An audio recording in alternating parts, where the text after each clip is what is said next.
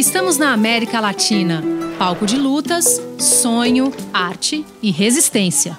Do solo brasileiro respingado de sangue de golpes sucessivos, pessoas guerreiras se levantam nas ruas, nas escolas, nas periferias. As mulheres se organizam e trazem a esperança na ponta da lança, escrita no corpo e gritada a plenos pulmões. É nesse canto do globo terrestre que surge uma nova ideia de compartilhar experiências sobre acesso à justiça e direitos das mulheres. A metodologia feminista se juntou à educação popular para criar um novo movimento. Com a coordenação da União de Mulheres de São Paulo e o apoio de diversas entidades feministas, há mais de 2 décadas, mulheres se encontram durante um ano. Aprendem e ensinam sobre leis, direitos e políticas públicas. Ao final do curso, elas se tornam promotoras legais populares. Promotoras legais populares combatem diariamente machismo, racismo e todas as formas de discriminação. Ajudam outras mulheres a buscar justiça e cidadania. As armas de uma promotora legal popular são informação, afeto e coragem.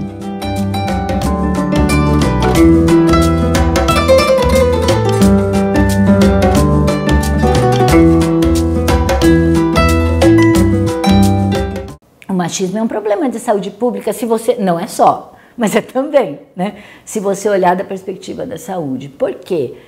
Porque discrimina as mulheres, submete as mulheres, atrapalha muito a vida sexual das mulheres, né? A vida reprodutiva das mulheres, a vida funcional no trabalho. O movimento de mulheres também cresce muito no final dos anos 70, né? E havia uma conjunção de mulheres sanitaristas, que é como eu me chamo, esses médicos ou enfermeiras ou psicólogos que estudam medicina preventiva, chama sanitarista, os médicos da saúde pública, as ginecologistas, as pessoas que estavam trabalhando nos serviços, as feministas, as militantes, estavam reunidas e fizeram uma luta que ajudou na luta do SUS, que é parte da luta do SUS, que foi uma luta para a saúde das mulheres. Então, essa luta resultou no Programa de Atenção Integral à Saúde da Mulher, que é de 83. A ideia da integralidade, que depois veio a ser uma das 3 diretrizes principais do SUS, né? São princípios do SUS: equidade, integralidade e universalidade. Universalidade é acesso para todo mundo, independentemente de merecimento. O segundo princípio é o princípio da equidade. Equidade quer dizer, quem tem menos precisa mais. Então, se você está trabalhando com moradores de rua, com profissionais do sexo, com pessoas muito pobres em miséria extrema, você precisa colocar mais esforço para essa população. E o terceiro princípio é esse princípio da integralidade. Integralidade é ver a pessoa como um todo, é ver a prevenção e a cura ao mesmo tempo, tratar o paciente como um sujeito, como uma pessoa com seus direitos, que merece ser respeitada, que tem uma informação sobre o seu corpo, sobre a sua saúde.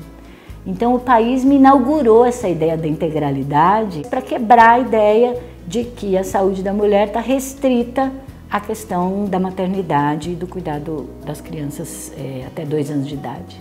O país depois é atualizado em 2004 e coloca toda a diversidade das mulheres. Já desde o início do país, também a diversidade das mulheres, as diversas orientações sexuais, as questões das mulheres negras, estão também colocadas no país.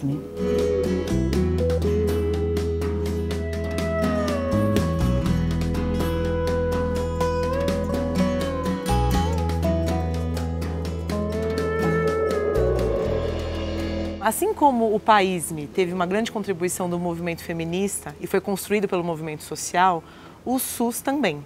né? O SUS, ele vinha já de uma articulação de vários profissionais de saúde, pessoas da comunidade que eram militantes e acadêmicos da área, e aí teve um momento mais propício a isso, que foi na época em que a gente estava perto da Constituinte, né, a Constituinte de 88, e ele foi deflagrado então em 89, né, a partir da Constituinte de 88, quando ela foi promulgada.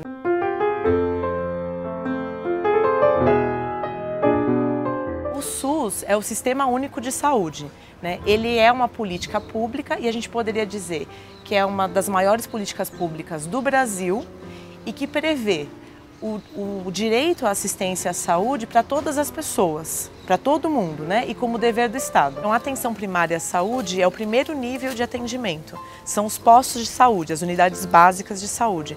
Então, a ideia é que as pessoas procurem uma unidade para tudo que elas têm, que em geral são doenças comuns ou às vezes não são doenças, são situações de saúde, como por exemplo a gestação, como por exemplo querer regular, né, e escolher sobre se quer ou não quer ter filhos, isso também é na unidade básica de saúde, exames mais simples, né? Então, na verdade, as unidades básicas cobrem a maior parte do que é importante para as pessoas na população geral. A gente tem também o nível secundário. O nível secundário são os ambulatórios de especialidades. Então lá, por exemplo, se algum problema que foi visto na unidade básica, você considera que não é para ser do médico generalista, da enfermeira generalista, que são as pessoas que costumam estar na unidade básica. Também tem agentes comunitários, tem às vezes profissionais de outras áreas, psicólogos, enfim, mas em geral são pessoas generalistas. E aí você conclui que a pessoa tem um problema que precisaria de um especialista, então, por exemplo, de um cardiologista, né, de um endocrinologista. Terciário, de forma geral, são grandes hospitais. Costumam ser hospitais onde ou fazem atendimento das pessoas internadas mesmo, ou, por exemplo, cirurgias, ou também tem ambulatórios terciários, que são ambulatórios mais especializados ainda. Então não vai ser, por exemplo, um cardiologista, vai ser um cardiologista especializado, né, num determinado distúrbio de condução do coração. Se a gente pensar nas mulheres, né, em relação a todas as diferentes fases da vida, então desde a menina, né, a criança, a adolescente, a mulher adulta, a mulher idosa, a maior parte de tudo que elas precisam vai ser na atenção primária. Todas as unidades de saúde têm que ter, se não está funcionando no momento, mas elas têm que ter um conselho gestor. E eu acho que, nesse sentido, isso deve ser uma coisa que as PLP podem tentar construir. Então, elas podem, por exemplo, participar de conselhos gestores das unidades, que são os lugares de participação, né? E aí tentar, então, ver como é que elas podem influenciar nesse sentido. Podem também formar outras mulheres para que elas negociem isso, né? No próprio atendimento. Na hora que você está sendo atendida, né? Você falar que você quer discutir. Então, desde um exame, um determinado método. E existe também o Conselho Municipal de Saúde, né? Existe o Conselho Estadual e o Conselho Nacional. Para tudo isso, para ir participando, as pessoas têm que participar das instâncias anteriores. Tem também indicações, eleições. Então, enfim, é importante que a pessoa participe desde o início. Não dá para ela chegar lá e falar, eu quero participar do Nacional. Ela tem que ter antes participado do bairro dela. E faz sentido isso, né? Porque é onde você começa a contribuição.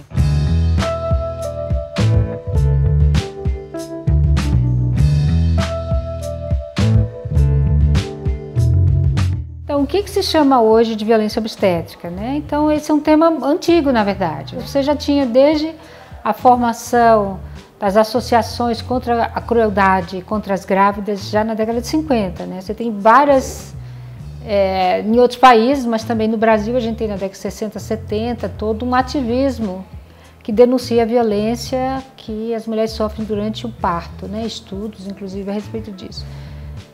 Na década de 90, a gente tem um crescimento desses estudos e o ressurgimento da ideia de humanização do parto, como uma forma diplomática, né, de falar da violência obstétrica. Atualmente, internacionalmente, as pessoas definem violência obstétrica como uma forma de abuso que é específica da assistência à saúde, especificamente do parto, mas também do aborto, onde as mulheres são reduzidas a condições de coisa, né? Não são reconhecidos os direitos humanos das mulheres, por exemplo, a escolha informada, a recusa informada, a liberdade de posição, a liberdade de alívio da dor, a capacidade de decidir sobre procedimentos, a presença de acompanhantes, a privacidade.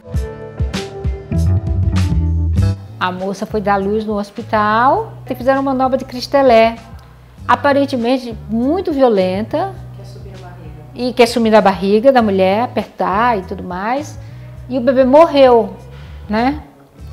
E muitas vezes a mulher é responsabilizada por isso. O bebê morreu porque o Cristelé é uma manobra muito agressiva e pode levar à morte do bebê, mas aí se diz para a mulher, não, você não colaborou.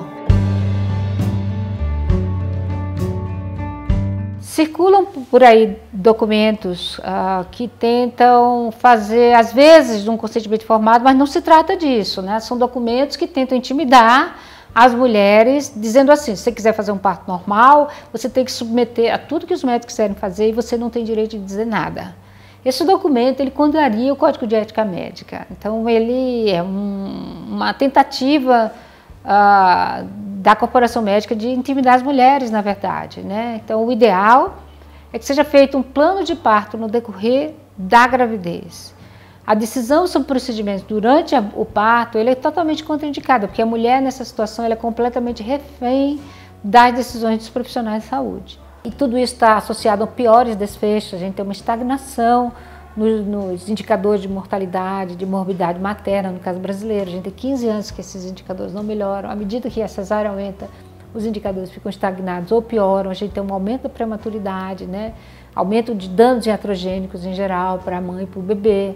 Então todas as pessoas agora, esse movimento inteiro está convencido que preservar o fisiológico, preservar a normalidade é o caminho a seguir para a grande maioria das mulheres, né? Então a gente precisa tanto um cuidado muito qualificado que saiba identificar potenciais patologias, como também um cuidado qualificado que saiba permitir que a fisiologia se desdobre da maneira mais feliz possível. As PLPs podem participar do Fórum Perinatal no seu município. A gente diz assim que uma batalha é fazer com que o Fórum Perinatal aconteça. Pode procurar a ouvidoria do SUS, pode procurar ouvidorias dos hospitais, pode procurar as ONGs que trabalham com isso, né? Por exemplo, a ONG Artemis, a ONG Parto do Princípio. A Parto do Princípio tem GAP, né? Grupo de Apoio ao Parto, e vários, se vocês colocarem Parto do Princípio, dá para encontrar nos estados também quem são as pessoas que podem ajudar a trabalhar junto com as PLPs a respeito de como promover essa agenda de direitos das mulheres. Falar de acesso à saúde, principalmente das mulheres, não é só elas conseguirem uma consulta médica, uma consulta com qualquer profissional de saúde, como, por exemplo, a questão da marcação de consulta, qual é a política interna desse serviço de saúde, né?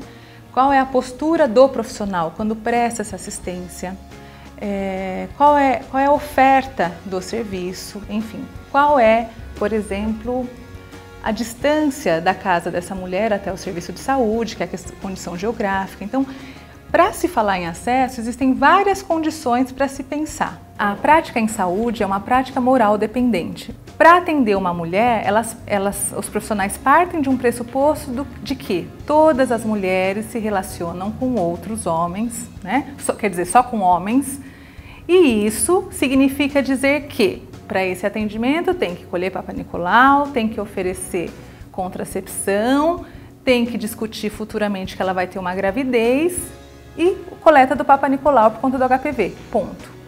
Agora, se essa mulher se relaciona com uma outra mulher, isso não entra em pauta. Por quê? Porque o que está dado moralmente na sociedade não permite esse olhar. E o profissional de saúde reproduz isso na assistência. E aí o que acontece é que ele nega a assistência para essa mulher. Por quê? Porque está fora da moral dele.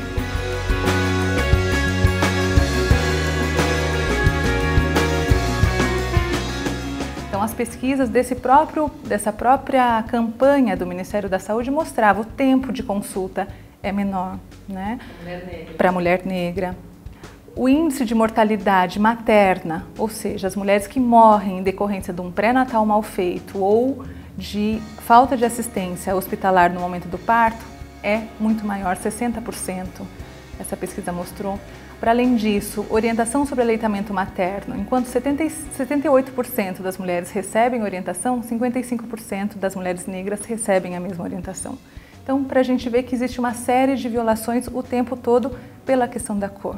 As promotoras legais populares são importantes em reconhecer esses entraves do serviço, participar dos espaços de discussão, mas tentando, enfim, se esforçando em garantir esse espaço muito mais aberto e dialógico que as mulheres têm para dentro dos serviços e não se permitir a ser manipulado, o que acontece na maioria das vezes em alguns espaços de conselhos gestores e assim por diante em serviços de saúde. A nossa luta continua, né? Então, o SUS, que a gente conseguiu garantir, precisa de muito empenho nosso. E a luta pela saúde da mulher também continua, porque todo dia vem novas informações, novas tecnologias. E nós temos que, ao mesmo tempo, nos reapropriar do nosso corpo, em conjunto, porque foi o que as mulheres fizeram no início, grupos de autoajuda. Então, conversar entre nós sobre a nossa saúde é importante. Saibam exigir dos profissionais de saúde serem tratadas com respeito.